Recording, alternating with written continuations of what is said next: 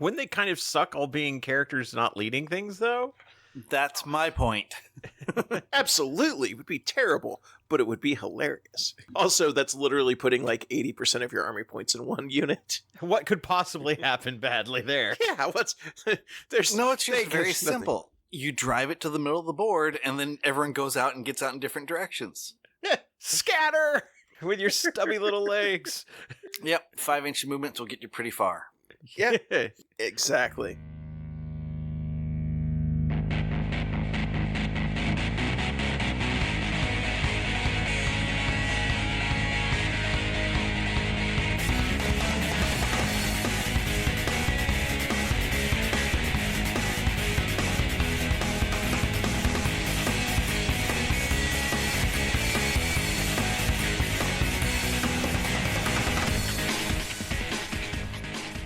Welcome to Preferred Enemies, the Warhammer 40k podcast that's all about big, stompy, spiky robots. I'm your host, Rob.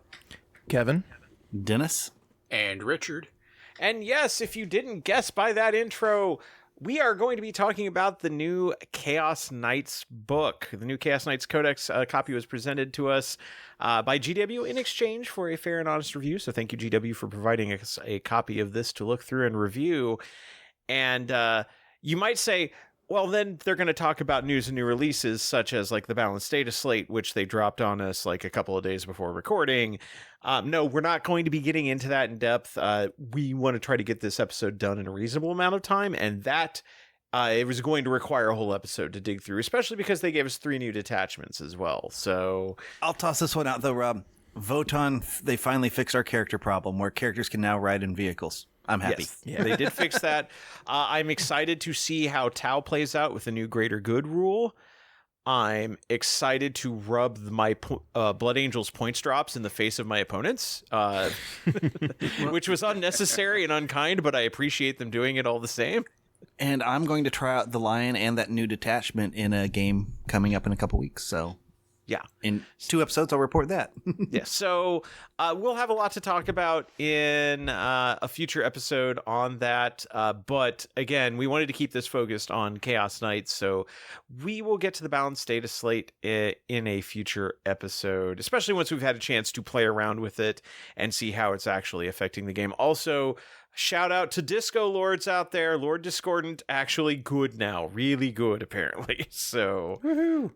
I'll be interested to dig that one out of my collection and put it on the table again. But I'll make sure to throw one in my World Eaters. Aw, not for you or for my Emperor's Children. Even though mine's painted pink, I'll be playing it in Chaos Space Marines. Womp womp. But let's go ahead and get into Chaos Knights. Oh, I guess we do have one other digression. The mission decks that we reviewed finally came out this week. If you got them, which most people didn't. Yeah, I went to 3 different places, finally found it, and I only got it because I was the second person in line before they opened, and they had 5 on the shelf. I did find another place that had it that was just new into 40K, so my recommendation to listeners is maybe try some of those off-the-wall places that you don't normally play 40K at that might have a little bit in stock. It seems like no matter the size of the store, they got about the same allocations. Yeah, because what did you said on our Discord that your main local store ordered 30 and got 12? Yes. Which didn't even cover his pre-orders. yeah. Wow. Because I was one of the pre-orders that wasn't covered there. And then I know one of our local players here kept trying to get it through the site when it went up for pre-order, and he said no, it was just gone before he could even click on anything. Yeah, they are marked as temporarily out of stock, both here and in the UK. And I wish I could say this is unheard of, but no, this has happened with every single deck for 10th edition. Yeah, I just wish GW would understand that if you put out rules that you say, these are the upcoming rules, people want to play them because they're excited about it. And then it's kind of a feels bad when you're excited about it and, well, I can't get it because they didn't make enough. Well, it's not even that, some of it is they're excited about. Some of it is if they're competitive players, they have to. That is the option. Because the new mission packet, like the tournament companion is out, which has the new missions. And as you suggested in our review, Dennis, it is confirmed that there are no twists. It is just mission deployment. Like that. Yeah, because the twists, some of them are okay. Some of them will really swing the game in favor of one or another. So yeah. So it's a more simplified version of the packet, but yeah. And there's also still errata for the cards as well for the mission pack. So nothing new under the sun. And I wish I could say even this was new with 10th edition, but if I remember right, the General's Handbooks for like the last couple of years in 9th edition also often they didn't have enough in print. Yeah. And they just don't put out enough of these at launch. It's almost like printing physical objects right now is very difficult, like across the world. Weird. Yeah. Maybe if we just put all these rules in an app that was digitally updated that everyone had access to. Man, that's a novel concept. That would be amazing. Fortunately, there is such an app. It's called Goonhammer's Tabletop Battles, and I highly recommend using it if you're going to play... Actually, if you're playing anything, because it's great for tracking narrative and just custom missions and things like that as well. So, yeah. But, anyway, away from the digressions, let's get to our main topic, which is Chaos Knights.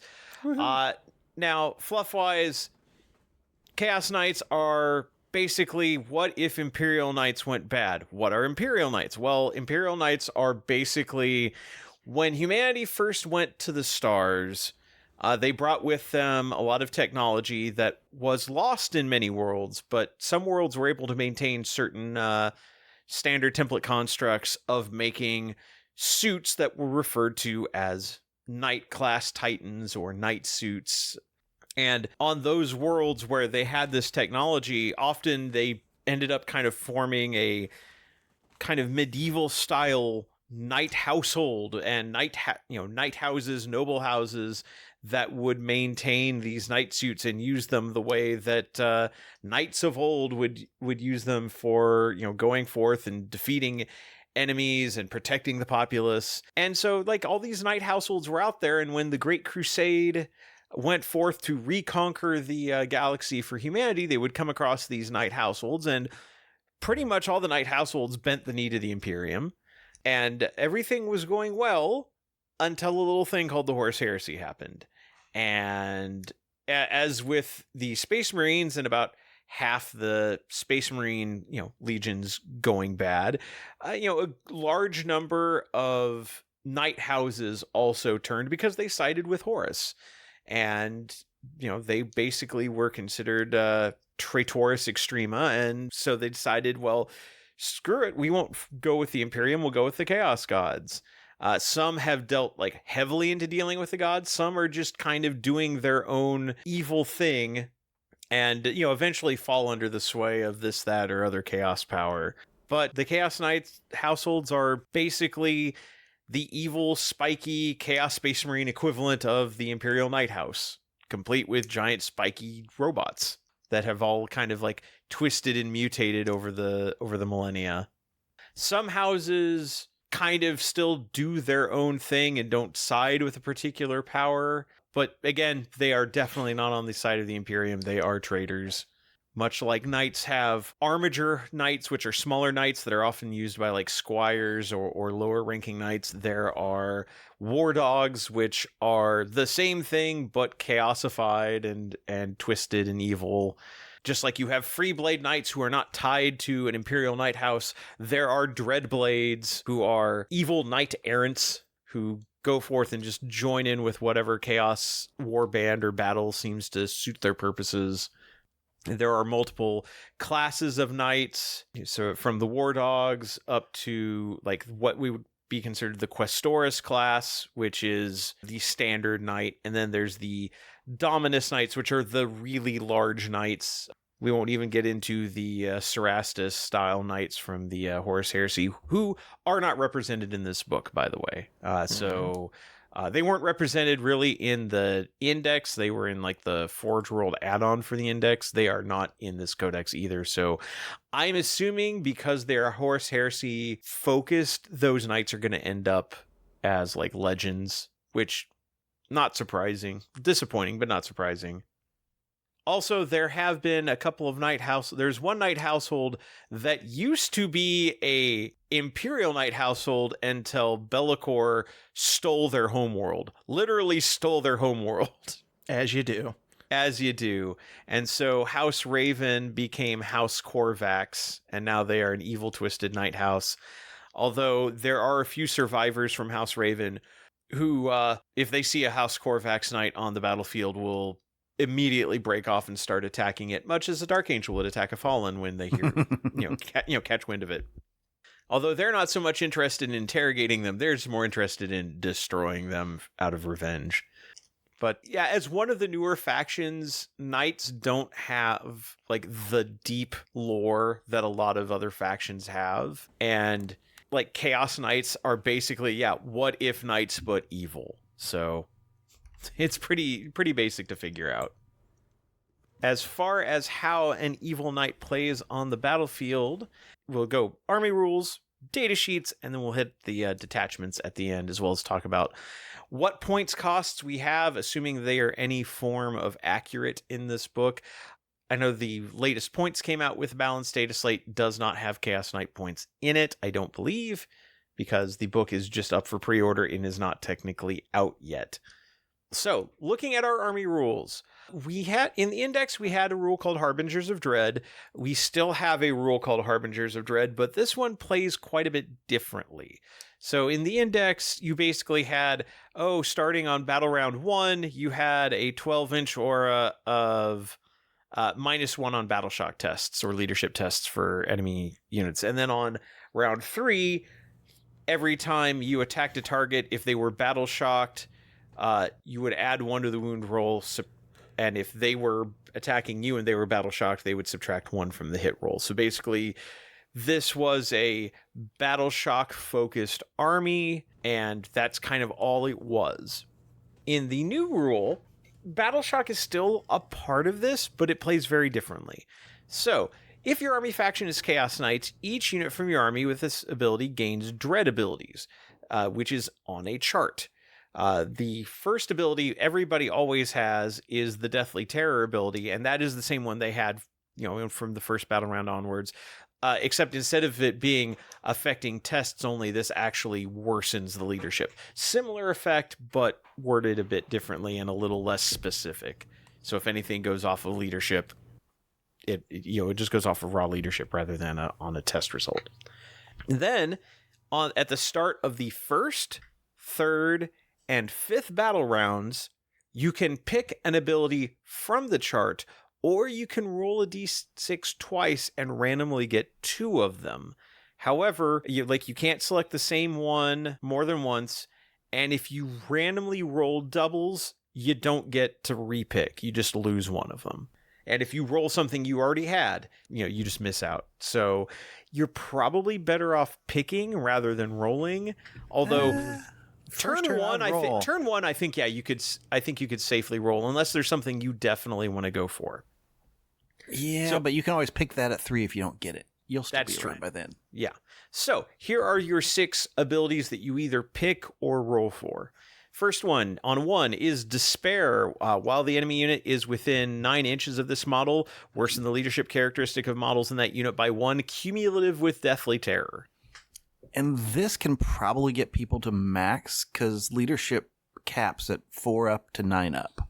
Mm-hmm. So even all the 7-ups, put Despair with Deathly Terror, there's your +2, gets them to 9. You can't. No, you're worse. Else. You're low. Or right. I guess yeah. It goes up. Yeah, not that. Yes, leadership's the weird one that goes that way. Doom. Each time this model makes an attack, this is on number 2. Each time this model makes an attack, if the target of that attack is battle shocked, add 1 to the wound roll. This is similar to the ability we saw in the index. Darkness. Each time an attack is made against this model, if the attacking unit is battle shocked or more than 18 inches away, subtract 1 from the hit roll. Okay, I like that annoying. One. Yeah, with the greater than 18 inches, that one coming up first turn wouldn't be bad. Mm-hmm. Yeah, because, the best way to hit knights is just with big guns or big things in melee, and you're not going to be in melee early on, so first turn having that, you're dampering the big guns that are trying to hit you. Yeah. At number 4, Dismay, another aura. In the battle shock step of your opponent's command phase, For each enemy unit that is below starting strength and within 9 inches of this model, that enemy unit must take a battle shock test. That stacks very nicely with this Deathly Terror and Despair. At number 5 is Delirium, another aura. While an enemy unit that is below half strength is within 9 inches of this model, every time they fail a battle shock test, they suffer D3 mortal wounds. Ouch. Yeah. And then finally, Dominion, add 3 inches to the range of this model's aura abilities.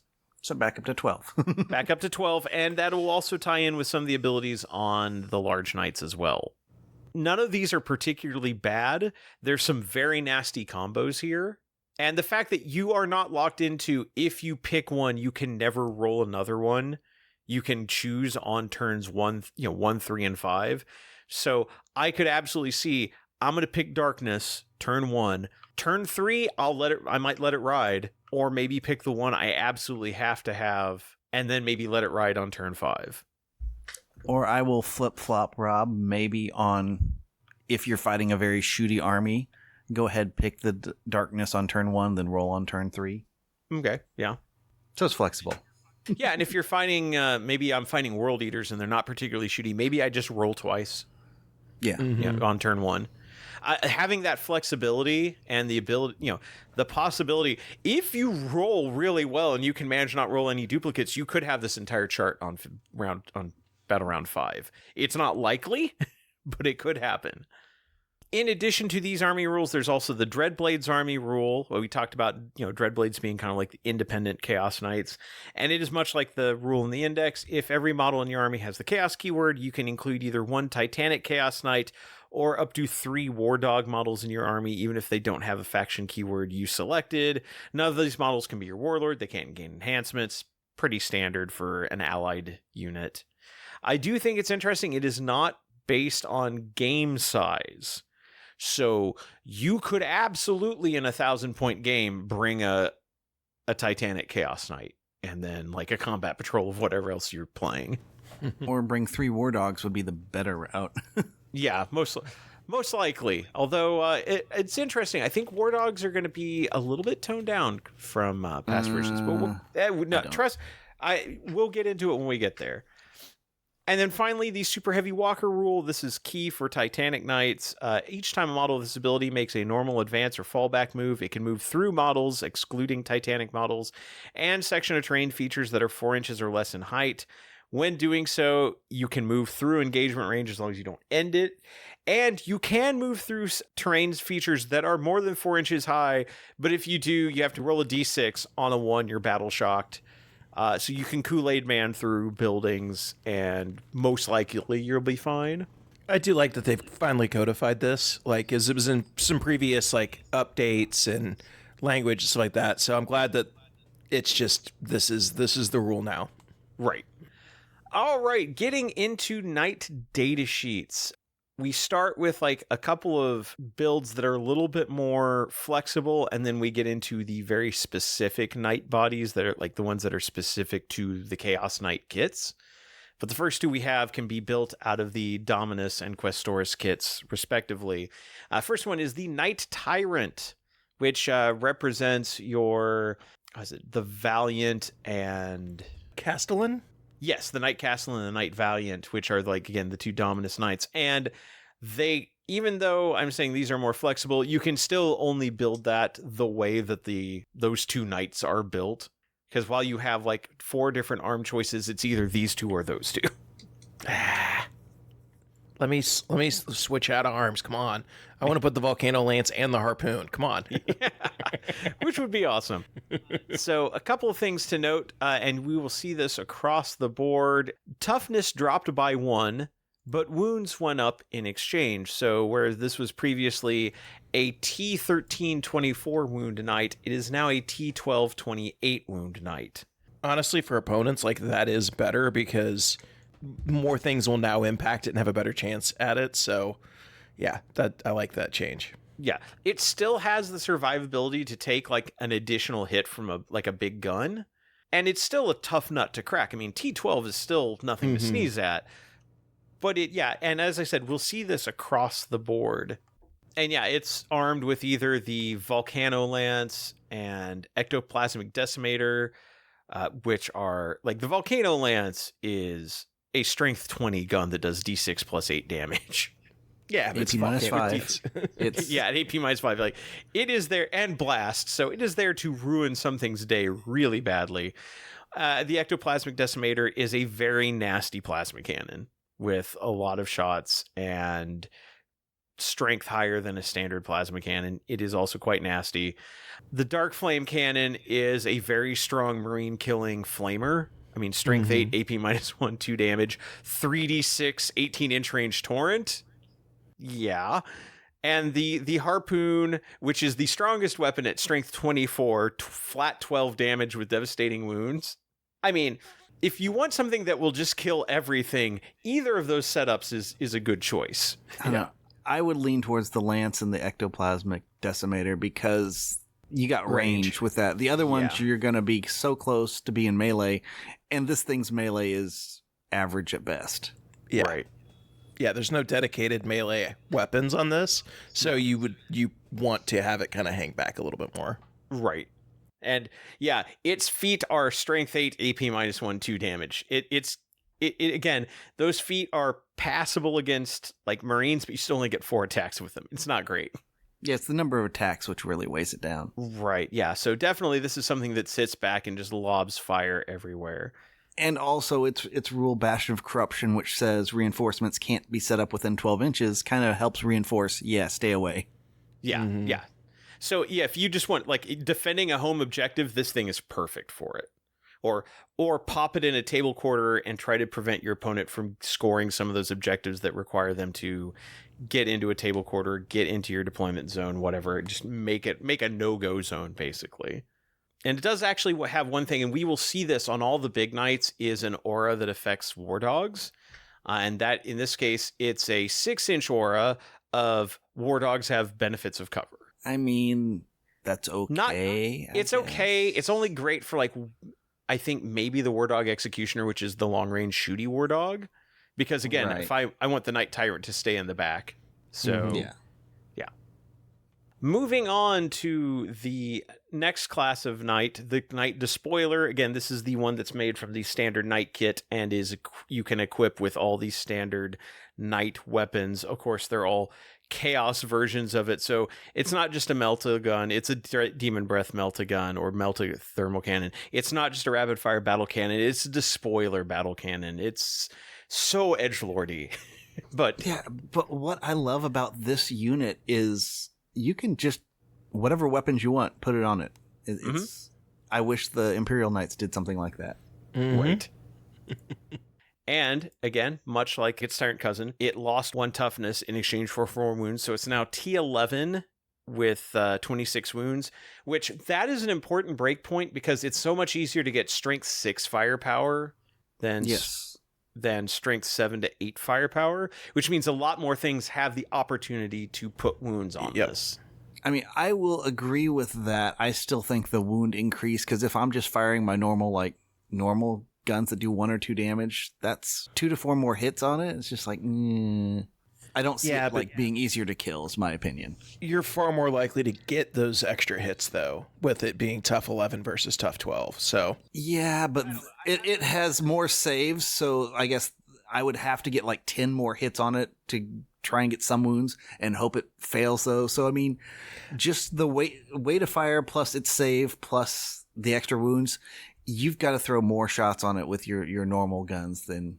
For sure, but like you shouldn't be trying to take out a knight with bolters, like as instead of like even a last straight 5 guns. But like the thing I like about it, though, we've talked about this from like the rules mechanics perspective and like playability. Like there's interaction there. I'm rolling dice with tough 12. I'm rolling dice and I'm just missing.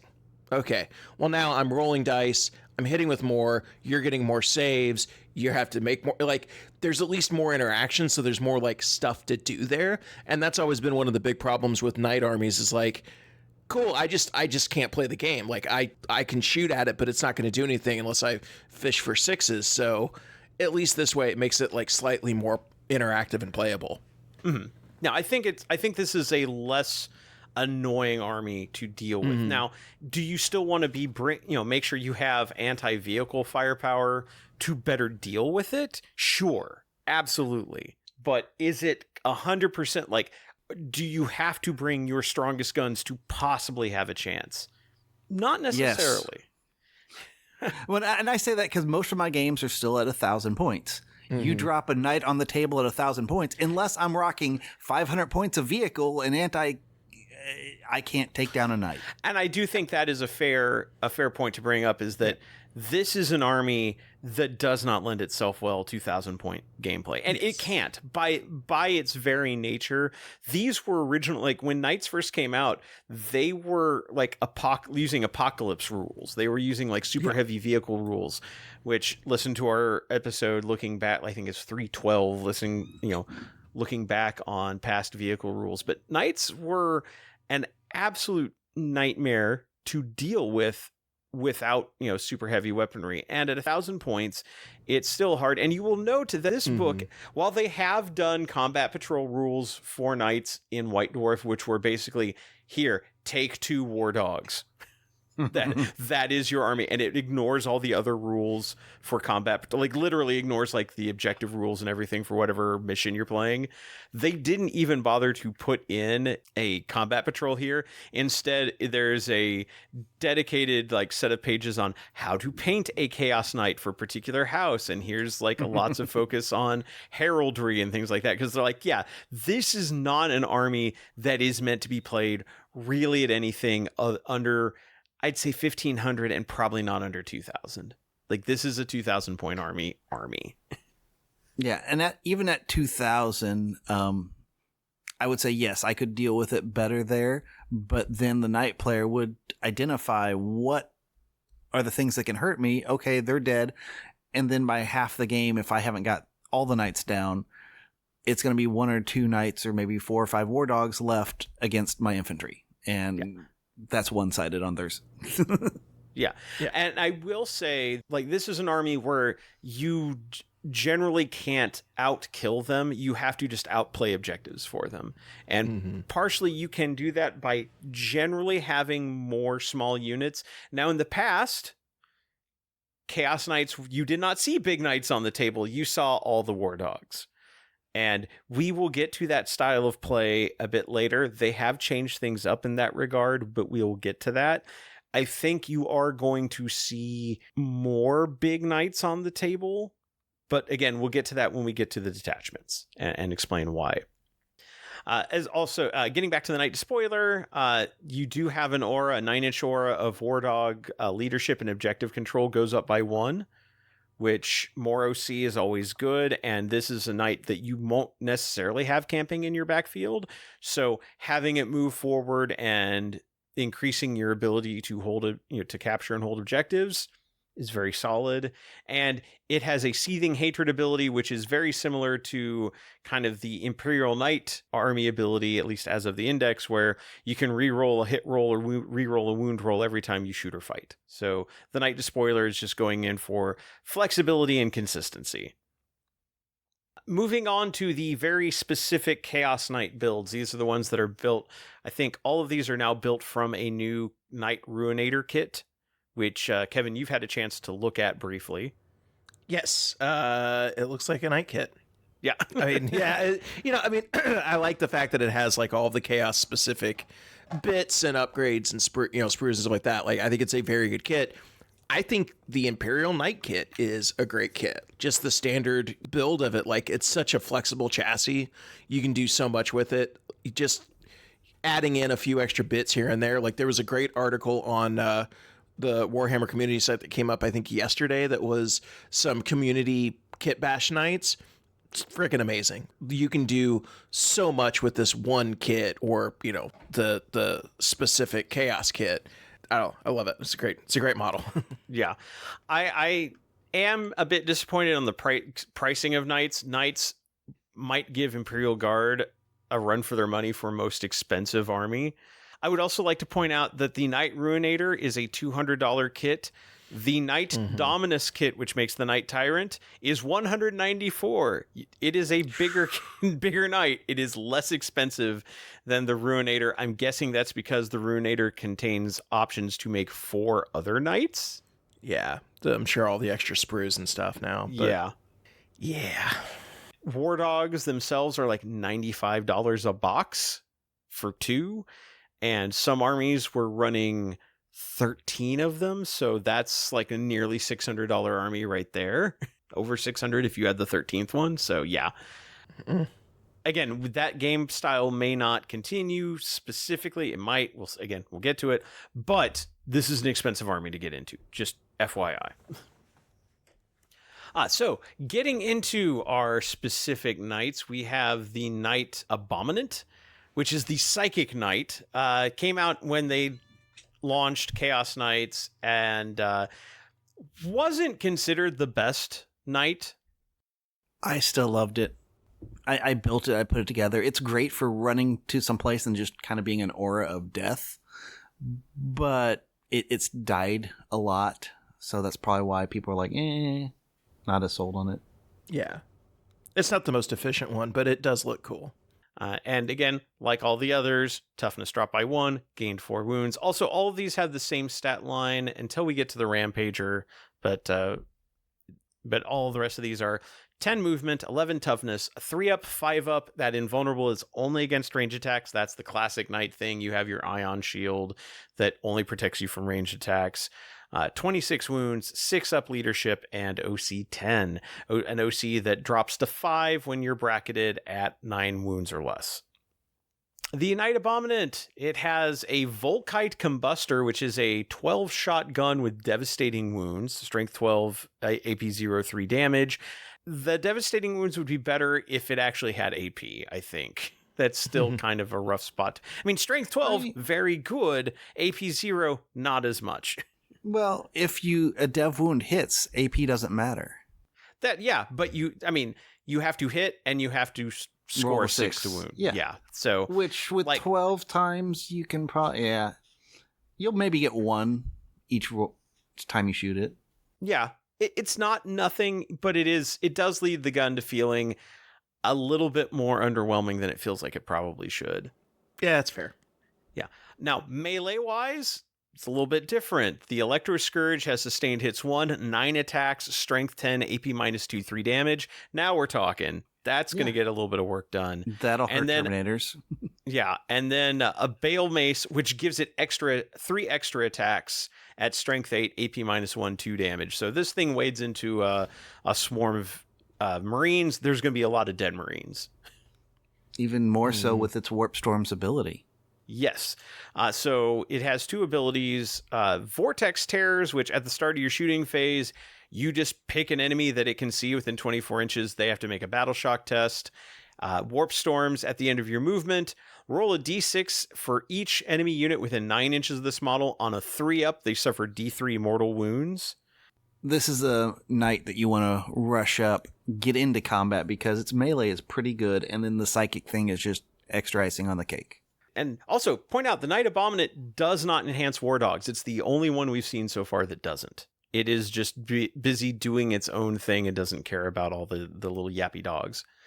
Moving on, the Knight Ruinator, who is the new kit, the new guy in town with the Flamethrower and Drill, or the Dark Flame Lance and Fellbore. Again, same stat line as everything else. That Dark Flame Lance is 2d6 inches, strength 8, AP -1, 2 damage, 18 inches. That is basically a slightly fewer shots version of the Dark Flame Cannon from the Tyrant. If you don't want the Tyrant, but you still want a Flamer, the Ruinator is not a bad choice. And unlike the Knight that can pack the Dark Flame Cannon, this one also actually has a melee weapon. Mm-hmm. And a pretty good one at that. The Fellbore, strike, anti-monster 2-up, anti-vehicle 2-up. Now, 4 attacks, not a ton of attacks, but you're hitting on 3s, you're wounding monsters and vehicles on 2s, strength 14 against everything else, AP -3, 6 damage. You're doing 12 to 18 damage against a vehicle. So here's something I want to toss out. It used to be that knights could kill knights. Yes. This knight cannot kill a knight. That is true. Nope, actually, you're right. Even with the extra wounds, the best it can do is cripple a knight. Yeah. The best it could possibly do. Alternately, it's got a sweep, 10 attacks, strength 9, AP -2, 2 damage. Again, this thing wades into a unit of troops. It will murder most of them. Yeah, this is probably a more solid melee option than the Abominant. Definitely. Yes. And then its ability is Methodical Destruction. Starting the first battle round, select one unit from your opponent's army to be this model's victim. Each time this model makes an attack that targets its victim, you can reroll the wound roll, and every time they destroy the victim, they pick a new victim. Okay. Oath of Moment is too powerful, but this unit gets the part of Oath of Moment that was stripped. Yep. It is very consistent. And then its aura for war dogs is war dogs within 9 inches that target the closest enemy unit, improve their AP by 1. And that doesn't say shooting attacks. No, it does not say shooting attack. So this put it running along with the some melee war carnivores. dogs. Yeah. Well, no, I don't know if I'd put it with carnivores because carnivores go 14 and they would outpace this guy. I think stalkers instead. Probably. Or the brigands. Brigands are that has- shooty. The Okay, brigands whichever are all one shooty. that the chainsaw and the melta. Let's see. That Huntsman. would be the Huntsman. Yeah, the one that's more based off the armature kit. Yeah. Moving on, the Knight Desecrator. This one is gets your standard options for like your knight options for melee weapons, and then has a Desecrator laser destructor for its gun. 72-inch range. So this one can get up close or do work from a long distance away. That laser destructor, 3 attacks, hitting on 2s. Strength 18, AP -4, D6 plus 3 damage. That, with good rolls, probably still won't kill a knight.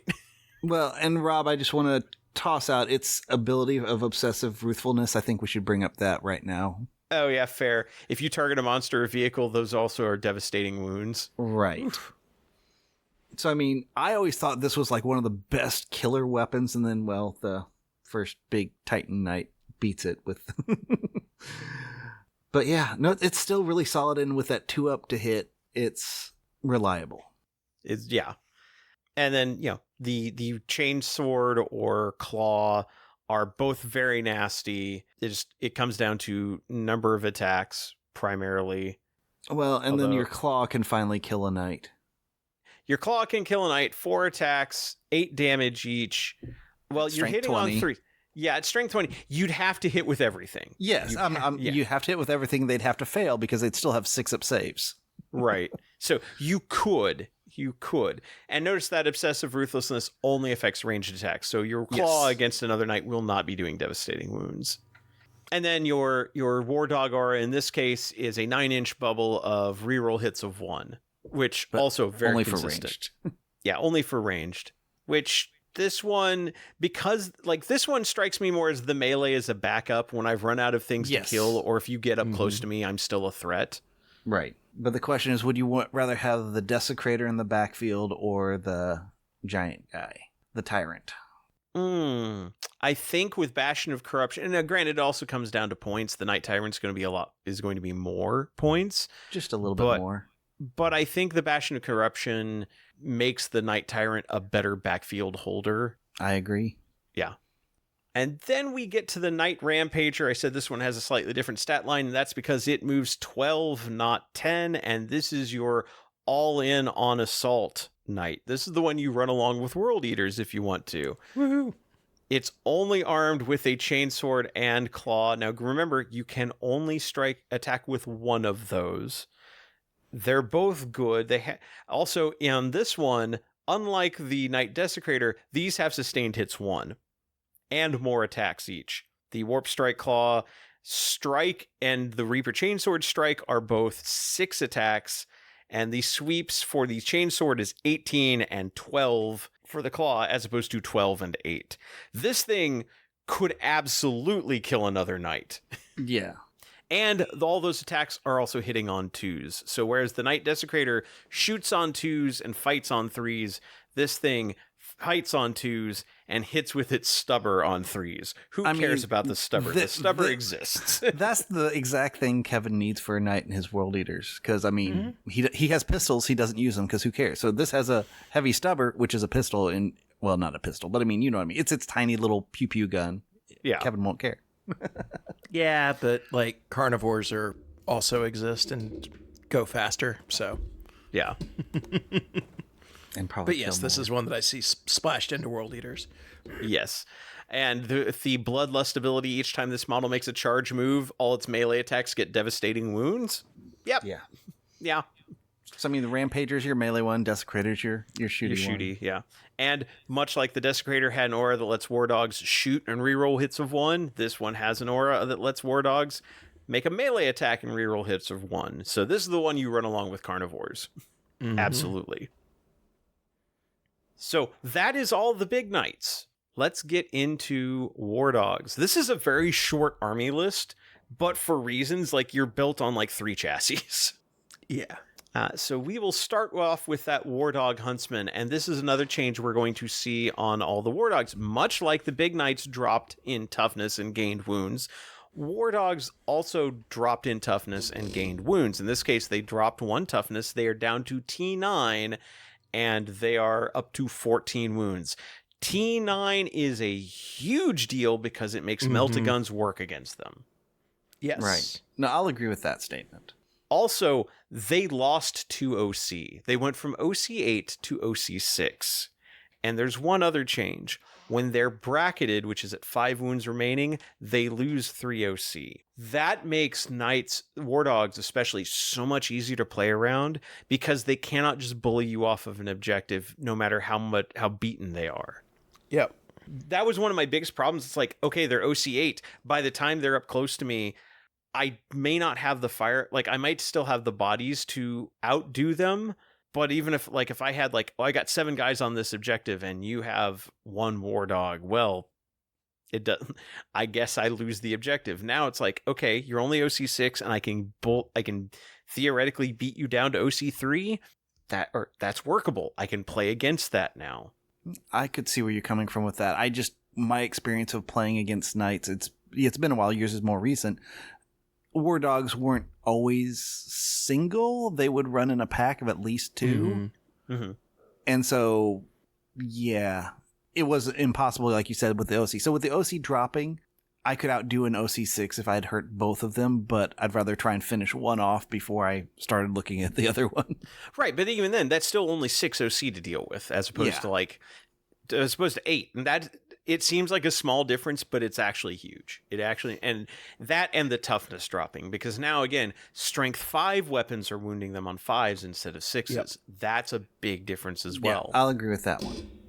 Yeah, it just the change hits that kind of nice break point where all of a sudden you have more options. So yeah, both of those changes are good. Right. Unless I say otherwise, all the stat lines are 12 movement, 9 toughness, 3 up, 5 up against ranged only, 14 wounds, leadership 7, OC 6, that OC and hit rolls bracket at 5 wounds remaining.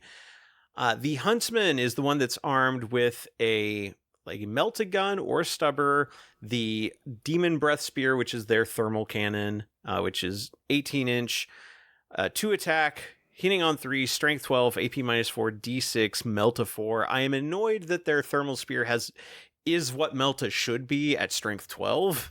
That always frustrated me as a trying to play against them. It's like, how can you burn my vehicles better than I can hurt yours? But at least now their vehicles are more hurtable. And then the Reaper Chain Talon for close-up attack. And their ability is each time this model makes an attack that targets a monster or vehicle, you can reroll the wound roll. So Huntsmen are there to kill vehicles, and they're definitely equipped for it. This has always been one of my favorite War Dogs because to me it seems very well balanced. You've got your shooty, you've got your melee. And yeah, like you said, it's going after the big things, but even against little things, yeah, you'll chip away at them. You're not going to murder them all. But when you hit littler things, you're crushing them. When you hit the big things, you're gonna devastate them. You might not crush them completely, but you're gonna wound them with a D6 damage on your guns, and the swings only do 3, but you're pretty much, I don't know, rerolling the wounds means you're gonna stick more of them than you aren't. So Yeah. I really like this War Dog. And to compare this to the index version, they used to re-roll a wound roll of 1 and re-roll a damage roll of 1. Now they just re-roll wound rolls, so they're going to be consistent on wounding, but if they roll a 1 on that damage roll, they're stuck with it. So Not always. There's something called the command reroll. there is, but you have to spend some. This is not a free re-roll of 1. Right. Moving on, we've got the War Dog Executioner. This is built off of the Helverin chassis and is equipped the same way with the autocannons, which are particularly nasty autocannons at strength 9 and 3 damage with 48 inches of range. And that's with 4 shots, and there's 2 of them on there. Yeah, so you got 8 shots that can be Terminator killers. You're just going to be putting out firepower to hope the other person fails the saves. And but with, like you said, with the 3 damage each, unless it's a character or something that's really big, you're chewing through infantry. Yeah. And they did change up their ability a little bit. The first part of the ability is the same, but they added to it. So each time this model makes an attack that targets a unit below half strength, add 1 to the hit roll. They had that before. In addition, each time an enemy unit is destroyed as a result of this model's attacks before removing the last model in that unit from the battlefield, each unit from your opponent's army that is within 3 inches of it must take a battle shock test. So now we have a unit that can spread battle shock to nearby units. It's not a gigantic ability, but it plays nicely in with kind of the army's theme of, the army rules of affecting leadership and causing battle shock. So I like a nice thematic rule. Moving on next to the War Dog Brigand. This is the all-shooty version. Yeah.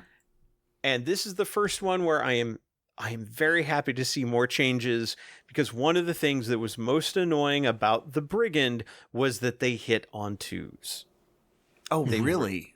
Yes. Oh, gosh. That was... Ugh. Yeah, Brigands, they have a ton of shots. They're good shots, and they hit on 2s. They now hit on 3s. So Yeah, in World Eaters builds, actually it was the Brigands that people took more often because it gave you something you didn't have in the existing army. Right. But yeah, a 24-inch Avenger chain cannon with 12 shots, strength 6, AP -1, 1 damage. That hitting on 2s tore up infantry. Oh my completely. gosh, yes. Yeah. A Demon Breath Spear. We already talked about how good it is on the Huntsman. That hitting on 2s. That's like the kind of stuff we are dealing with. They were not fun to play against. They're still good here at BS3, but they're more balanced. That's a long way from BS2. Also, their old ability was that if they attacked the nearest eligible target, they improved their AP by 1. That was unkind and unnecessary. Now it's if they target a unit that is within range of an objective, then that attack has ignore cover. That's much easier to deal with. Or just have them buy a Ruinator. Ruinator gives them AP -1. So, but again, you need to kind of combo that. Like, you have to build to play that. This is a much easier unit to deal with. It's lower toughness, lower OC. It can be bracketed on OC, and it's hitting it's hitting less. Yeah. So, no, this is so much easier to deal with. Moving on to the War Dog Stalker. This one has a very subtle change that you might not notice, because before it was the only War Dog with a particular keyword, character. And that's what allowed you to run an all War Dog army. Because you had to have at least one character. Stalkers had all had character keyword, and you could have 3 of them. Now it is a War Dog like the other. Also, something I haven't mentioned yet. There's another keyword that's been missing from all of these War Dogs. Battle line. Yeah, that helps too. That helps a ton. Now, it does not help that there are still like 5 varieties of War Dog, which means you can still run 15 without them being battle line. But you can't like just say like, oh, I like Brigands, I will run 6 of them. Oh, I didn't even think about it that way. Yeah. Yeah, not being battle line means you have to mix and match them. Now, we will get to that I don't think I'm speaking too soon. I'm aware of this. There will be something that affects that. But for right now, at least for Chaos Knights across the board, they are not battle line. They are not characters. The Stalker is your flexible war dog in that it has a gun arm and it has a melee arm. You could theoretically equip it identically to a huntsman because you could give it a demon breath spear and a chain talon. And you could just say, look, no, that's not a huntsman, that's a stalker. You don't have to, but you could. Alternately, not a huntsman. This is a huntsman. Yeah. But this one can also take the claw that their other melee option, which it does not have. The claw does not have a sweep option, but it is better at fighting big stuff because it's higher strength and a lot more damage. Because the Reaper Chain Talon, their sword, is 4 attacks, strength 10, AP -3, 3 damage. The claw is 4 attacks, strength 12, AP -3, D6 plus 2 damage. So at its worst, it's as good as a Chain Talon and has the potential to be way worse. In fact, theoretically, a Slaughter Claw could kill a knight. With 4 attacks doing 8 damage, it could kill a knight.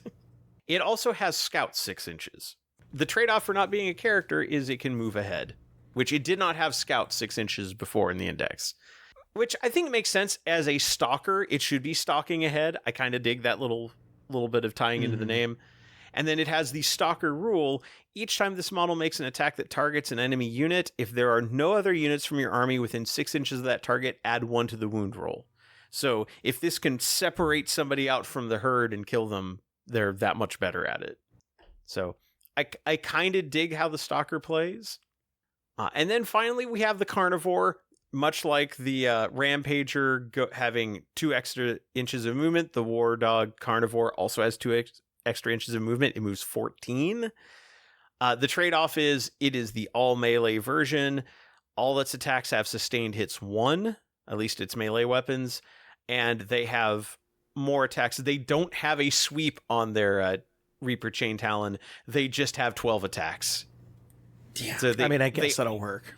Well, the thing is, because it also has the Slaughter Claw, it doesn't need a strike from the Chain Talon, because it can just do 6 attacks with sustained hits 1 with the Slaughter Claw.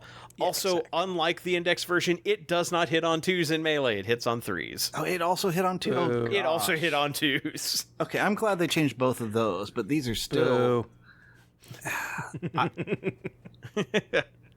These are still just amazing melee knights of the Carnivores. Moving 14...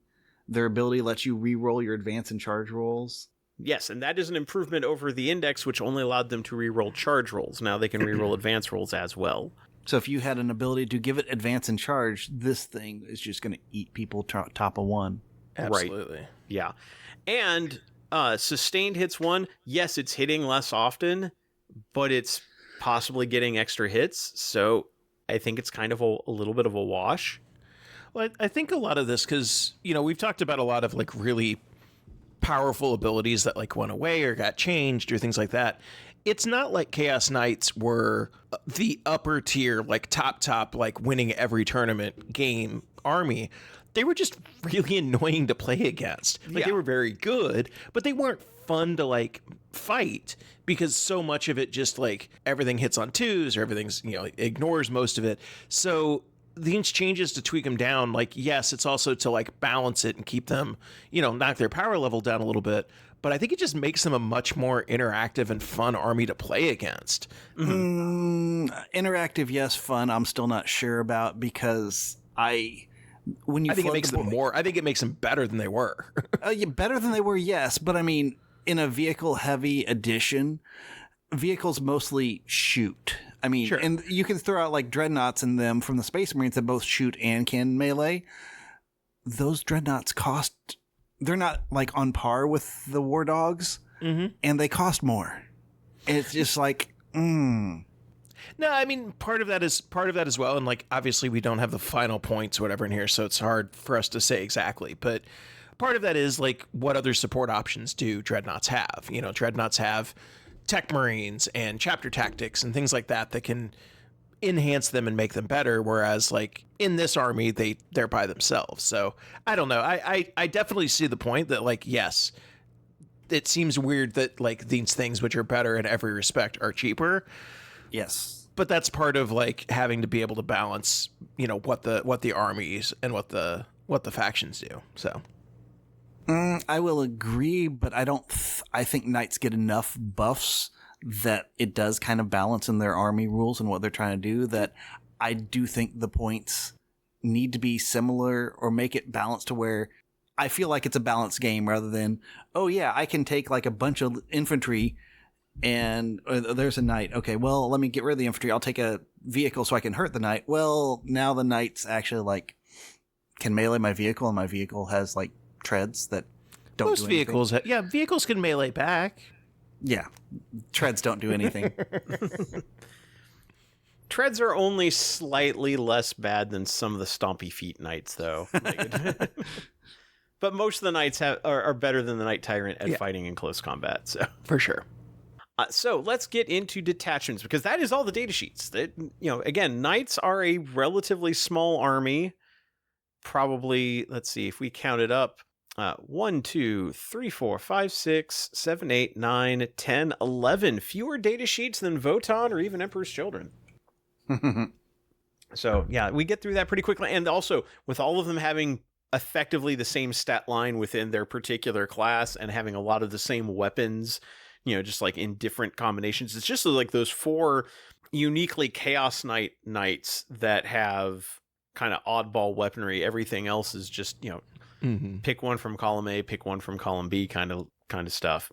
So it's pretty easy to go through. And it also means it's easy to kind of remember what stats you're dealing with. Like, okay, if I'm looking at War Dog, they're T9, they're 14 wounds. If I'm looking at a Big Knight, they're T11, they're 28 or like 26 wounds, or 28, I think 28 or 26. 26 for the small ones, 28 for the big one. Yeah, Tyrant's 28. But I really do think that the lowering of toughness is a big deal. Yes, I'll agree with that. Yeah. All right, so getting into our detachments, we start off with the Traitorous Lance, which is kind of the, you know, it's the first detachment of the book, kind of the bog standard. This is the Chaos Knight detachment.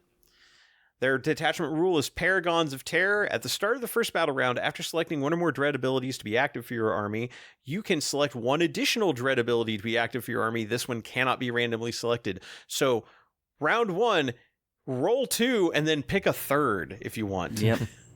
I mean, that's just solid consistency. I mean, yeah. And the fact that you do it after selecting, you know what you've rolled already. Right. So now pick the one you didn't get that you want. And that's one where it's like, okay, I'll go ahead and roll it, and then I'll take darkness because I know I'll want darkness. You know, that kind of thing. You know, it's right. Your enhancements, Nightmare's Master, all these are Chaos Knights models only. All the big knights are characters, by the way. So any of them can be your warlord. Any of them can take enhancements. None of the war dogs are characters, so none of them can take these enhancements until we get to a case where we can. We'll point that out when we get there. So Nightmare's Master, at the start of the fight phase, each enemy unit within engagement range of the bearer must take a battle shock test, and they're most likely going to be at +1, +2 on their leadership, so you're probably going to battle shock people. And guess what battle shock does? No stratagems. So no interrupts, no I'm going to fight on death, no, just battle shock hurts. Yeah. Tyrant Shadow. At the end of your command phase, select an objective marker that the bearer is within range of and that you control. You sticky the objective. And in addition, until you lose control of that objective, it has the Deathly Terror ability, just like it was a Chaos Knights model. So now it has a bubble of affecting your leadership and all the other aura abilities that you've developed up to that point. You just run up to the point really fast to take it. Yep. Malevolent Heraldry. Each time you roll dice to randomly select which dread abilities are active for you and your army, if the bearer is on the battlefield, you can re-roll one or both results rolled. That's a must take. No, I think maybe. I think if I want to maximize how many abilities I have, at least first turn. Okay. I'll if I roll doubles, I'll re-roll one of them and then select a third one. You know, it's yeah, I could see. Well, a big thing is like in any of these armies where you have like those random abilities, and you're like, okay, roll a die the ability to just pick, or like the ability to control that's huge. Like, because that gives you stability. Like that lets you go into turn one with like deploy, before you deploy, going, okay, I know I have this. I know that I'll be able to re-roll or get what I need. So yeah, it definitely has a huge tactical advantage. Yeah. And then finally, Veil of Medringard. Here's your absolute must take. The bear has a 4-up invulnerable save against range attacks, and a 5-up invulnerable against melee. Yeah. That's an auto. That's just an auto take. There's no unless you are absolutely out of points, and if you're out of points and can't take that, you need to rework your army list and get the points in to take that, because that is an absolute auto take. Outside of that, I think Tyrant Shadow for this army, just to hold an objective and then be able to move off of it, is very, very important. And then Nightmare's Master or Malevolent Heraldry, whichever one you want to go. Do you want to have like more consistent control of dread abilities, or do you want to force more battle shock tests? Either are good. Yeah. Moving on to your strats, you've got Terror Shades with a P. Because they're represented by the little like vulture creatures that hang out on some of the knights. Terror Shades. In any phase just after an enemy unit fails a battle shock test, you select a Chaos Knights army within 12 inches of the enemy unit and roll 6d6 for each 4-up. They take a mortal wound and you heal 1. That one's straight out of the index. You can only use it once per battle round, so you're not doing it like phase after phase after phase, which they could do in the index. They could just keep reusing it in different phases. They cannot here. See, Conquerors Without Mercy. In the fight phase, select a Chaos Knights model that has made a charge move and hasn't been selected for fight yet. Until the end of the phase, improve their AP by 1. And then after they finished making their attacks, if they destroyed one or more enemy units, every enemy unit within 6 inches of you must take a battle shock test. If there's enough left to have units left over to take battle shock tests, I guess. Well, if you go into a crowd, only kill one unit and there's other guys close by, like if you go into a brick. Fair. Or if you kill all the bodyguards, yeah. Disdain for the Weak. In the fight phase, just after an enemy unit has selected its targets, you select a knight that has been targeted, and until the end of the phase, you have 6-up Feel No Pain, 5-up Feel No Pain against attacks made by battle shocked units. I mean, I'm learning Feel No Pain is not my friend, so I hate this. I mean, it's good for the knights, but... Long Leash. In your command phase, I think this one is also straight from the index. You choose one abhorrent unit, which is all the Questoris Knights are considered abhorrent. And one abhorrent unit from your army and up to 2 friendly War Dog units. The War Dogs are treated as being within your aura. I mean, I could see this for all the melee ones. You can go off on different targets and still get the ability. Yep. Imperious Advance. Select up to 2 War Dog units and one Titanic Knight in your army during your movement or charge phase. Until the end of the phase, you can move through models and terrain features. When doing so, you can, it's the standard kind of super heavy thing. Although they do specify the super heavy walker ability does not apply while using the stratagem. So you can't move through terrain when you do it. It just lets you move through enemy units. Or it just says you can move through unit models and terrain features. So you just automatically move through it. You automatically pass any desperate escape tests.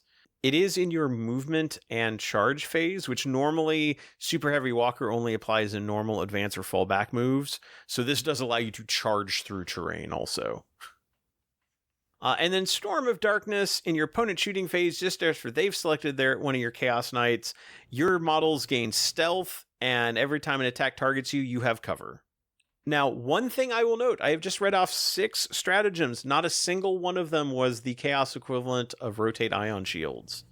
There was no strat to improve your invulnerable save to a 4-up.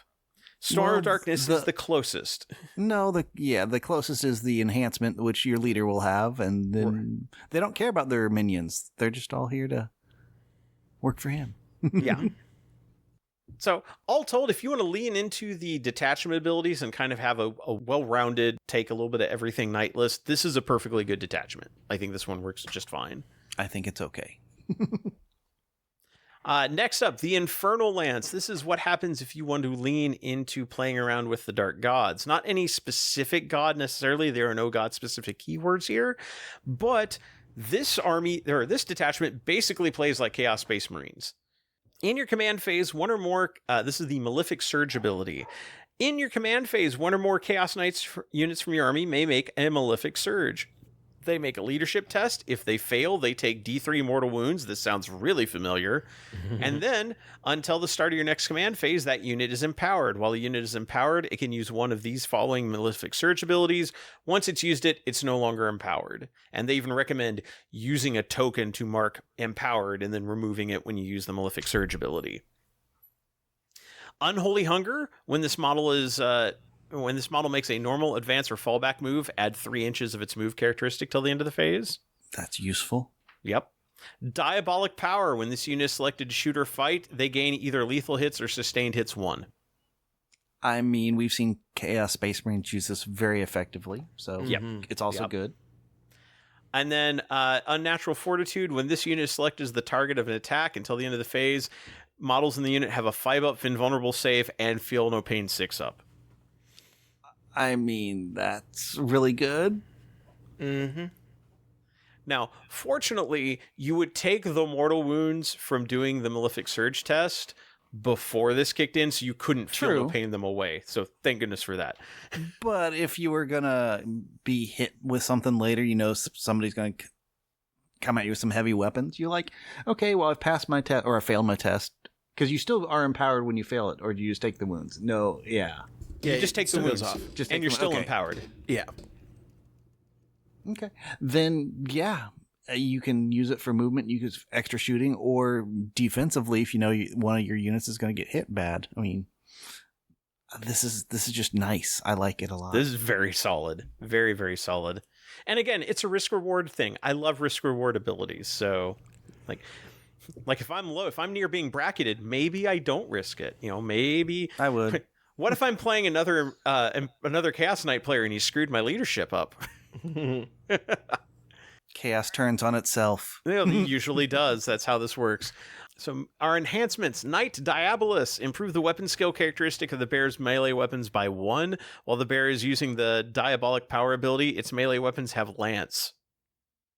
So when you use the lethal or sustained hits ability, they get Lance as well. Okay. Blasphemous Engine, add 2 to the bear's wound characteristic.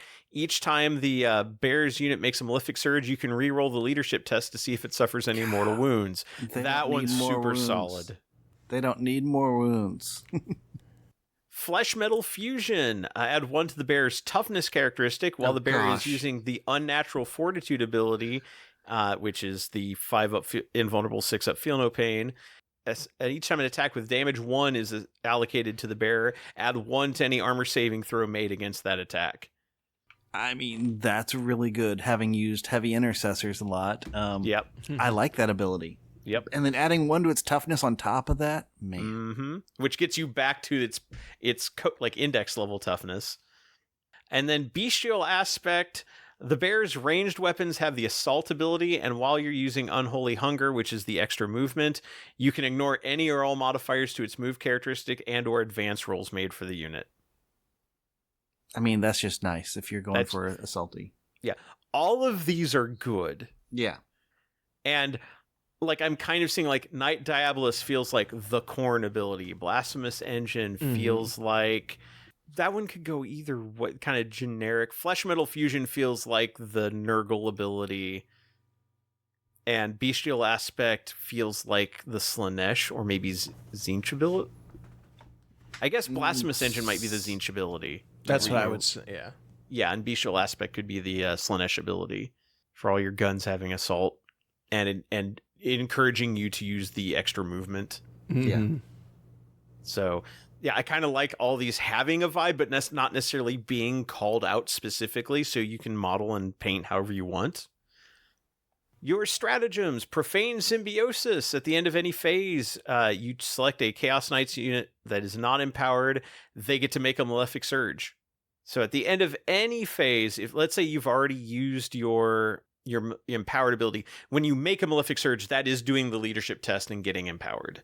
Yeah, so ideally, say somebody charges your knight at the end of the charge phase. It's their turn, but it's end of any phase. Spend a command point. Now I've got it for the upcoming fight phase, which I know they're going to try and hit me, and I want that invone.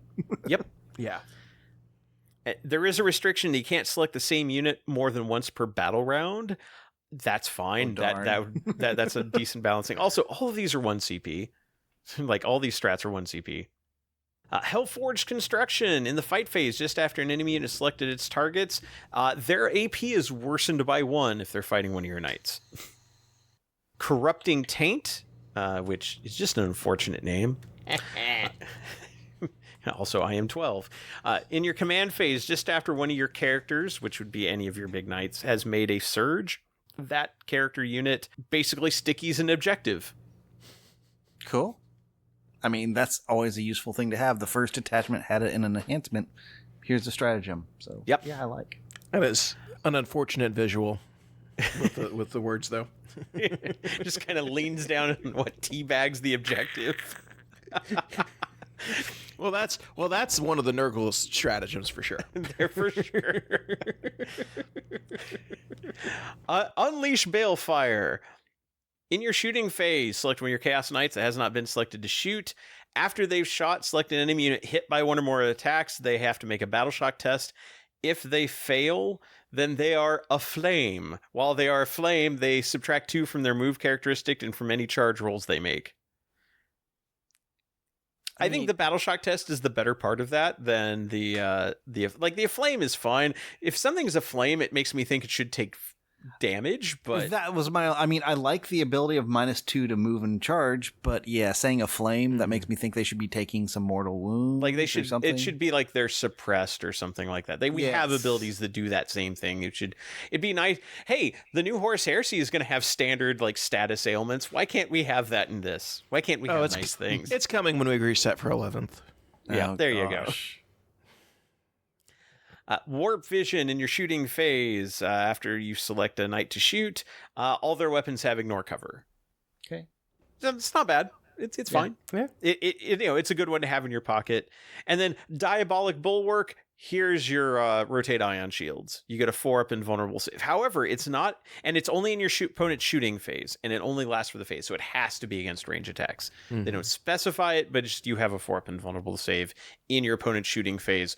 What else is it going to be against? But yeah, I mean, that's what Unnatural Fortitude's for. Well, this is for still the melee side. You're right. Yeah. This detachment is strong. This gives you all the tools you need. This is the one I would take and play if I was going to play Chaos Knights. Yeah, if you're going to play, especially competitively, this one is super solid. Next up, Lords of Dread. This one is interesting in that it has more enhancements than anyone else. Your detachment rule is Tyrannical Court. Improve the objective controlled characteristic of knight character units from your army by 2. So now you're looking at OC 12, I believe, for all of them. Yep. In addition, once per battle round, if your warlord is on the battlefield, you can use the Claimed for the Dark God stratagem for 0 CP. I'm going to skip ahead to that stratagem. Normally I wouldn't do this, but in this case, it would be good to know what that actually does. At the start of any phase, you select a character within range of an objective marker you control.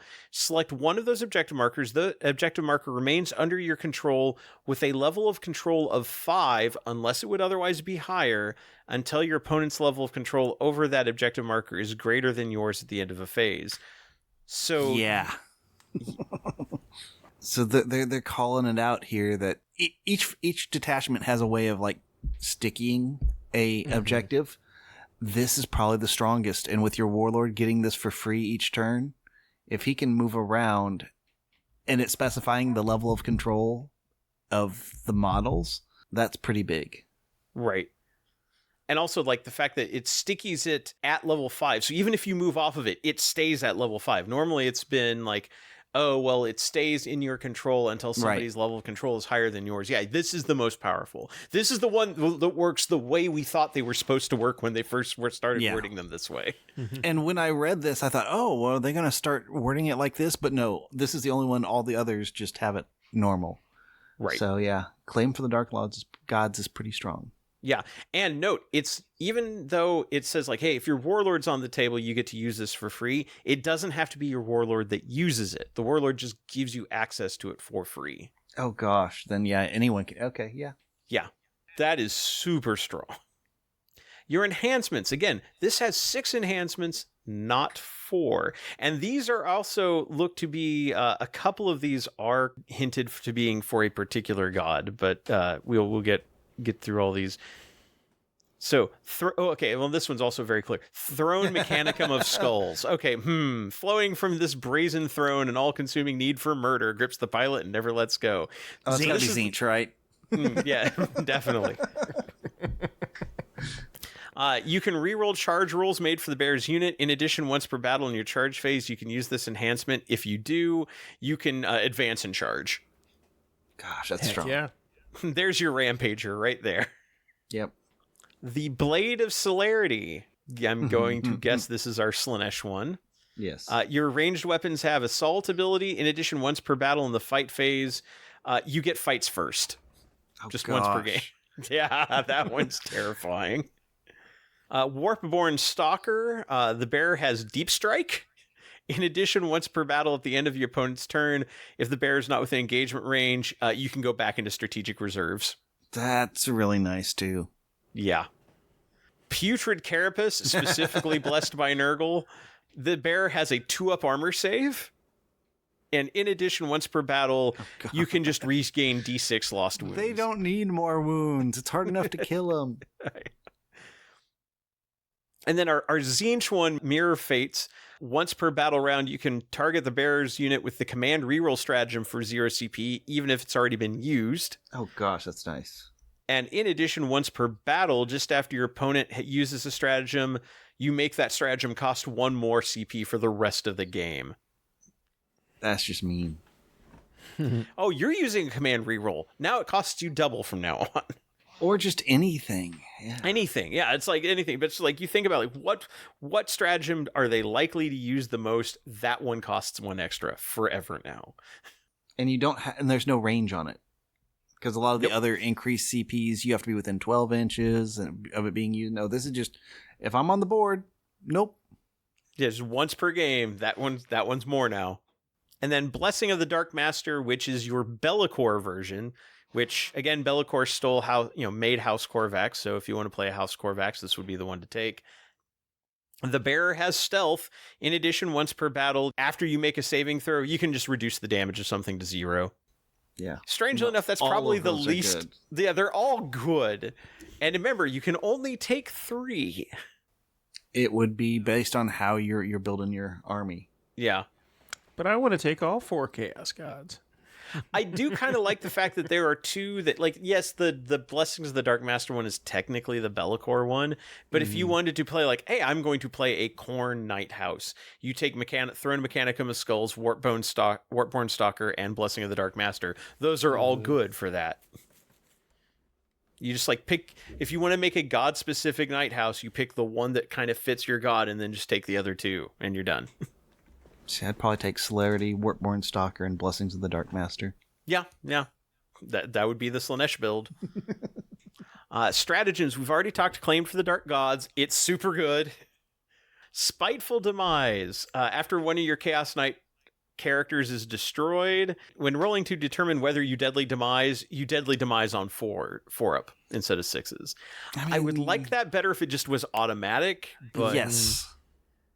But considering that the big knights are all like deadly demise D6 plus 2 for the tyrant, yeah, it's like okay, I can kind of get it. Yeah, but like I would rather be an auto. Make that 2 CP and just make it auto explode. Like that would be better because nothing's gonna suck more than when you use that and then you roll a 3. Yeah. Runes of Disdain. This one does cost 2 CP. In your opponent's shooting phase or fight phase, just after they've selected one of your knight characters as a target, subtract 1 from the damage characteristic of all those attacks. It does not specify, but I think it's pretty much generally accepted that you can't reduce it below 1. That's in the developer's notes. Yeah. But this is something that, like, my Voton army would cripple it, because all of my stuff is damaged too. Yeah. So suddenly you're halving all my damage outputs against you. Yeah, like all those armies that have been built to, like, I'm going to kill Marines because I do 2 damage and attack. Too bad. Titanic Duel. In the shooting or fight phase, just after one of your knight characters is selected to shoot or fight, you select a monster or an enemy monster or vehicle. Until the end of the phase, each time you make an attack that targets that unit, reroll hits and wounds of 1. And if that unit is Titanic, you reroll the hits and wound rolls, just all of them. Solid, yeah. Trophy Hunter. In the fight phase, just before one of your characters consolidates, you can consolidate an additional 3 inches as long as you can end up in engagement range of one or more enemy units. Also very solid. And then Crushed Like Vermin.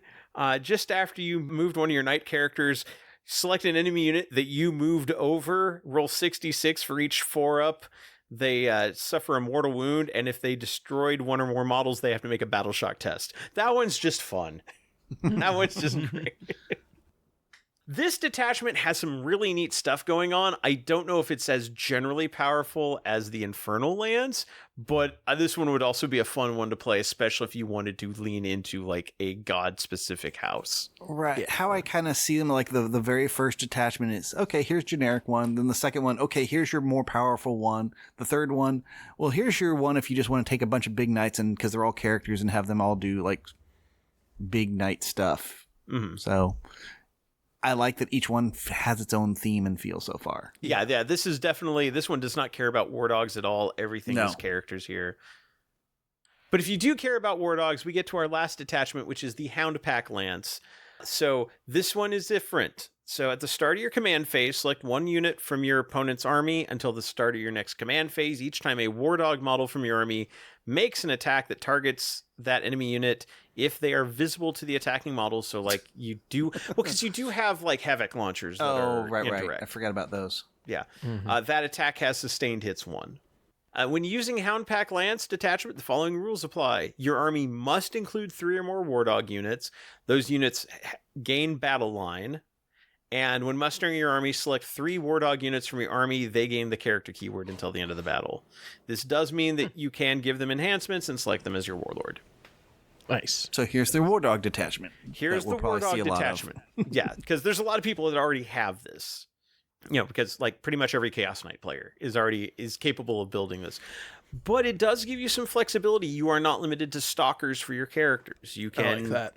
You can decide like, oh, okay, I want a carnivore for my character. I want brigands for my characters. You know, whatever I can mix and match. I'm going to have a carnivore character, a brigand character, a stalker character, a huntsman, you know, like whatever you want to build. Your enhancements, and again, all of these are war dog models only. These are all meant for war dogs. Everything in here triggers off war dog. So Prey Slayer's Mantle, the bear has the super heavy walker ability, so they can Kool-Aid Man through terrain too. Final Howl, which is an aura. While a friendly war dog model is within 6 inches of the bear, each time that model makes an attack, reroll a wound roll of 1. So it kind of encourages you to bunch them together. Loping Predator, your ranged weapons have assault. I don't think that's necessary on a brigand character. No. And then Panoply of the Cursed Knights, every time an attack targets the bearer, worsen the AP by 1. Yeah, these are all decent. Loping Predators kind of terrifies me. I'm glad brigands hit on 3s instead of 2s now. See, and I more looked at like Final Howl, and then if I had that when I picked my auras or my army ability for the beginning, pick the one that increases the auras. Pick Dominion, so 9-inch bubble. Mm-hmm. Yeah, that's actually a really solid combo. I do think it's interesting that the carnivores get nothing from the detachment rule because they already have sustained hits 1 on their melee attacks. That's fine. They're good. They're still they're the scariest one. Yeah. They should get sustained hits too. No, they should not. No, they should not. And then getting to our stratagems, Voxhowl. This one's 2 CP. We've got an expensive one right off the bat. At the start of the shooting or fight phases, you select a War Dog character. So it has to be one of your 3 that you've selected as characters.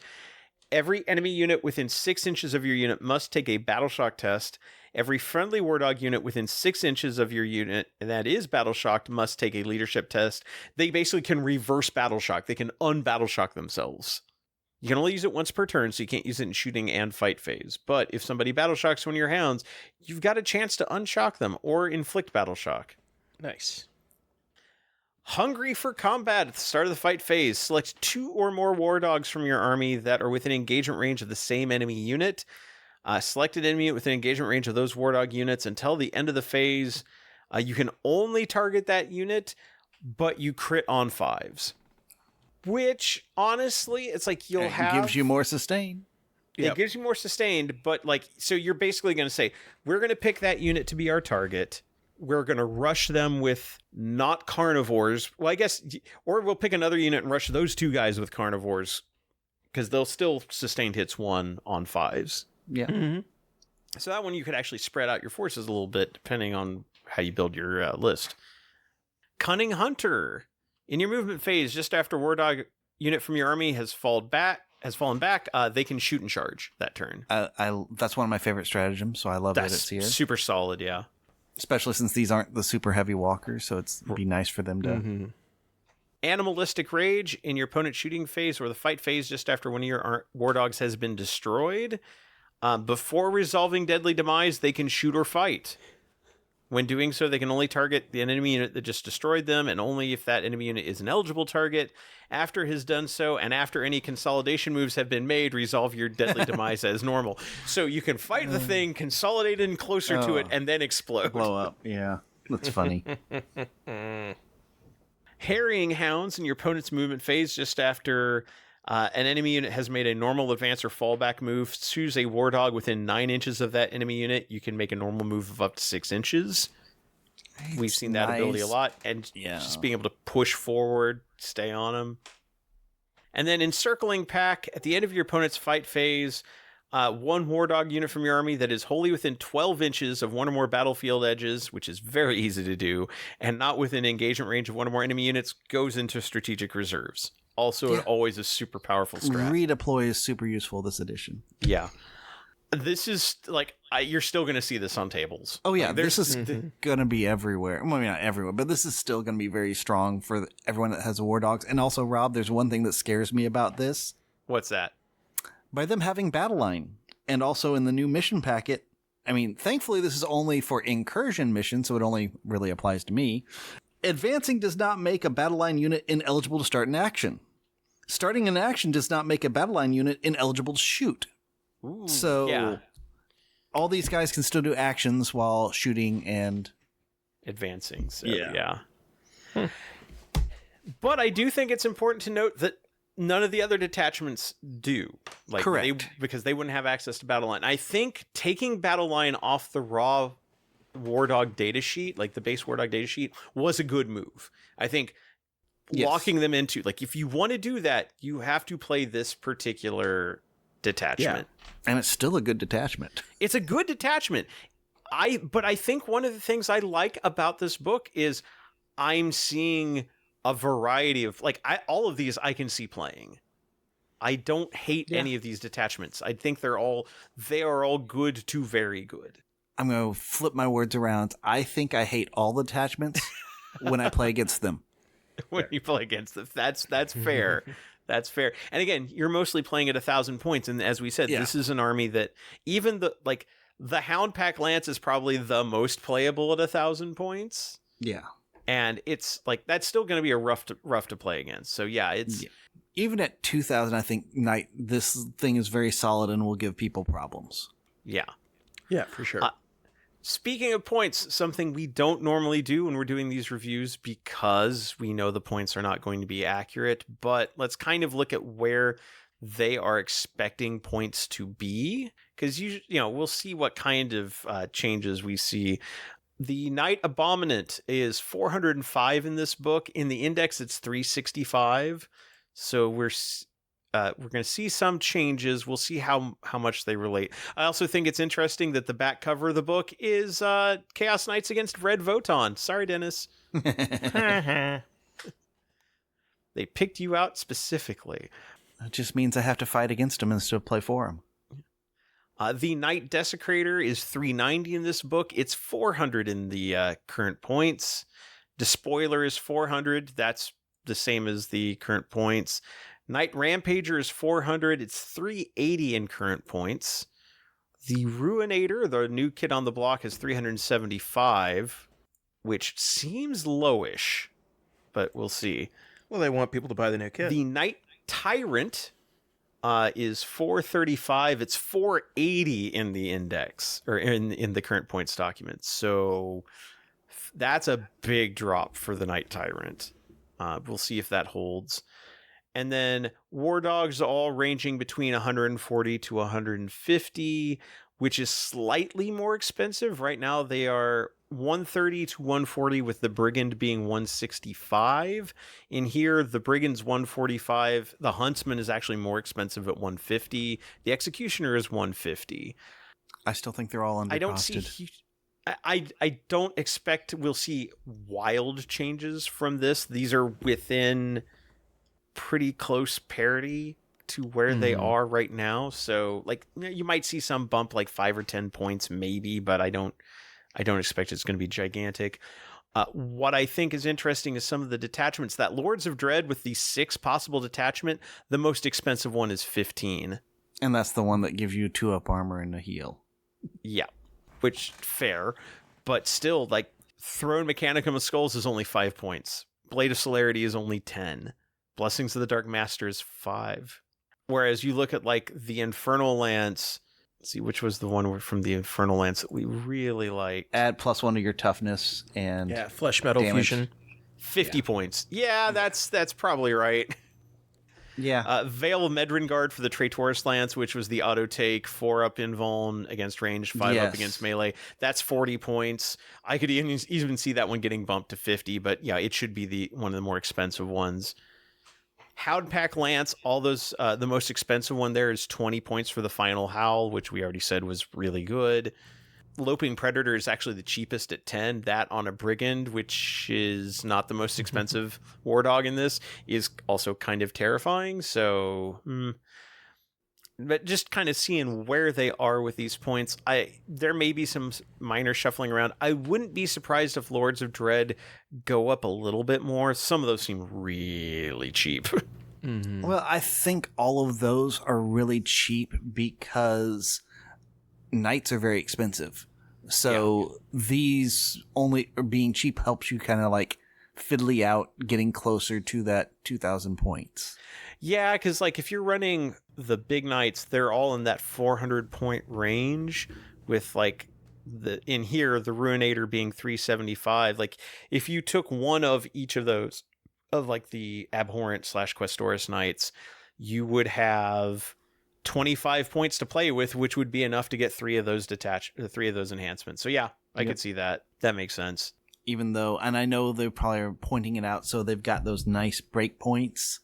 But I will still say, when I compare Knight point costs to equivalents in other armies, equivalent in other armies are more expensive. And I know they're loath to do that on Knights because then it breaks the individual Knight balance, but it doesn't help against how they should be pointed compared to units in other armies. So yeah, it's always kind of hard to with balance, because I know like there are some game systems like one-page rules, for example, where it's like we have this very firm rubric on how everything is pointed out and everything is balanced exactly on like what abilities and what stat lines.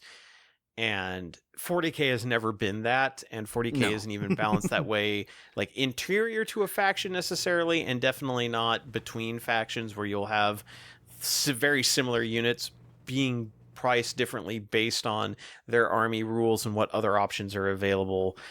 I know it's frustrating because I know one of your personal frustrations here is like the fact that Eldari Wraith Knights are more like they are as the- expensive as the Tyrant, and aren't as that's good as for the sword and Tyrant. board knight, which doesn't even have a big gun. It's a melee knight, and why is this more expensive than a Tyrant? I don't get it. Mm-hmm.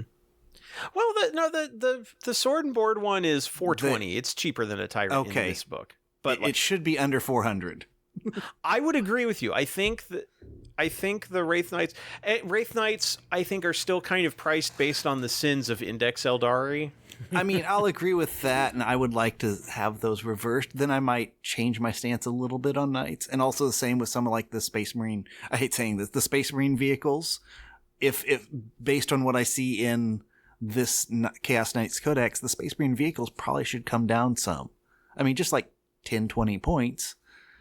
But then I'd say, okay, well, now we have equivalency. I think the opposite. I think Space Marine vehicles should go up in points. And these go down? Yeah, sure. I don't even care about things going down. I just think Space Marine should be more expensive. Stupid Blood Angels.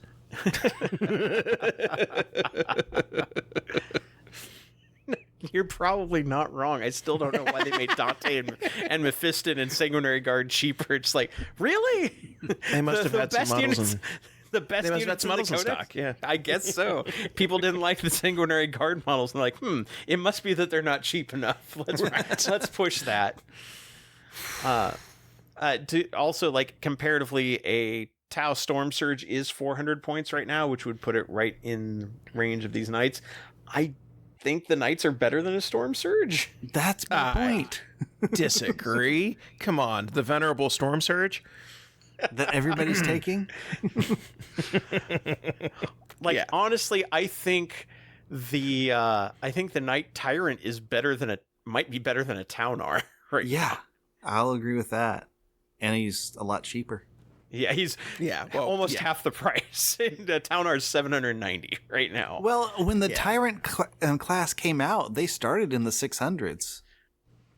And nobody really takes them, though. That's the thing is they're 460 right now. Nobody takes them. So Right. Well, and that's because they're a big knight, and you need movement, you need board control, and giant knights lack that ability, and the war dogs do. Hence, why people leaned into them, especially for chaos, because, like you said, you have 5 different variants, so you can easily, even with the 1 or the 3 per slot rule, if they're not battle line, you can field like 1 giant knight and all war dogs, and that would still work. And one thing I do want to say about this book, though, is, yes, we've got the Oops All War Dogs detachment, which we knew they were going to have. At least they didn't throw all the people who only have war dogs under the bus. Like, I do appreciate that. But at the same time, I feel like this codex has a lot more viable builds than just Oops All War Dogs now. And I think that, if nothing else, that makes this a success as a codex, to make it feel like I can play that. I don't have to play that build and still feel like I've got an army that can do stuff. I will agree with that. I think all the detachments have flavor. I think all of them are decent. I just kind of don't want to play any of them because I like having friends. Oh.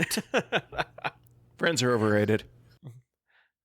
But I know, like our local Emperor's Children player was previously a Chaos Knights player, and he was getting kind of burnt out on Knights, and knew that, Knights are a very divisive army, and I will still hold by my stance that I don't think Knights should have been in standard 40k. I think they should have stayed as an Apocalypse option, but since Apocalypse isn't really a supported game option right now...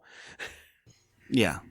And Knights have their own codex. I mean, as a splashed-in unit for anything, kind of like Imperial Agents, I think they'd be awesome. As its own codex, I'm like, I mean, where's my codex flyers? Where's my faction that only has flyers?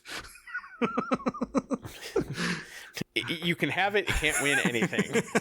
It's all OC 0. Can't. No, they'd have their own things where they drop little things on the board that like count as like OC 2 something. So they're trying to like drop these. They drop flares onto it. Yeah.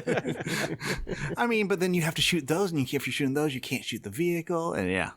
No, airplanes are bad, and they're kind of removing them. But Knights, I still think, are here to stay. And let's see, and let's compare. The Stompa is still 800 points. Also, The Stompa is just terrifying. The Stompa is terrifying, but they also die, and I think Stompas die to a lot of the stuff in this book too. Yeah. Like, quite handily. Yeah. Like, this book has all the tools to deal with big, super heavy things, regardless of which detachment you're playing. So it can deal with big things. It can deal with little things. The only thing it lacked was board control, and well, that's what the war dogs are for. yeah, and I think that is still a playable option. I do think that it's still going to be a tricky to play against, but it is more playable now. Yeah. It is easier to play against that now. And even then, with War Dogs competitively, Chaos Knights are like 49% win rate. Like, they are right down the middle. Oh, wow. That does surprise me. As much as we have complained about like vehicles in this edition, and especially trying to deal with like an all vehicle army like this one, like, they're not bottom of the barrel. They are right in that sweet spot. And I don't think this moves them from that. They get some very powerful detachment options, but the units themselves, by being a little less OC, a little less tough. But they get new tricks. But they get a lot of new tricks. I think this makes Chaos Knights a lot more... As a player playing Chaos Knights, I think this would make them more fun to play. And I think it opens up the option to make them less oppressive to play against. Maybe not perfectly equal to play against. They can't be. They are a skew army by their very definition. Mm-hmm. Right. And yeah, at 1,000 points, this is a very difficult army to handle, because at best, the least number of models you would have to deal with would be 3, because you could do 2 big knights and a war dog. It would be like this, which would also be a pain to deal with. Most likely, you're either going at 1,000 points, you would see oops all war dogs, because you could run 9 of them. run like or 7. Sorry, 7. You could run 7. Yeah, you could run 7 of them, or you'd see like a big knight and like 3 or 4 war dogs. Yep. And in that case, you'd probably run the Traitorous Lance, so you'd have access to Long Leash. So you could, But the fact that that's a viable option is still good. Yeah, but definitely if you have a Chaos Knight... First off, if you are a Chaos Knights player in your area, realize that you are skewing the environment and people will probably dislike you a little bit for it. If you are playing against a Chaos Knight player in your area, like, kind of know that that's something you're going to have to account for. That's going to shift your local meta. It just will. Or I know the couple of times I've played Knights against the local group here, I've announced it ahead of time, I'm playing that, and the people came with lists to take out vehicles, and I pretty much got tabled both those times because, well, I was fighting against lists that were tailored just to take down big things. Mm-hmm. But yeah, like, all told, I think this is a good Knights Codex. I like it. I like what it's done for the army. I think they've addressed my biggest issues, outside of, vehicles just in this edition.